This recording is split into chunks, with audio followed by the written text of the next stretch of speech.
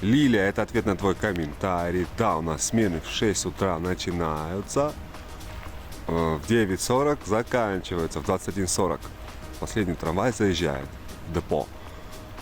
В 2 смены, максималка 8 часов.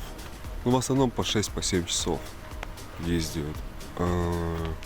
Ну, если Санкт-Петербург поделить на ту территорию, как наш Владикавказ, такая зарплата получится. Раза в 3 меньше, короче. Ну, как-то так. Ну, нормально, все хорошо. Зато я живу, как Шавренкова. Настя, она живет 5 минут от депо. Вот так же у меня. Вот мой дом прямо напротив депо. Я с окна смотрю, как трамваи заезжают, выезжают.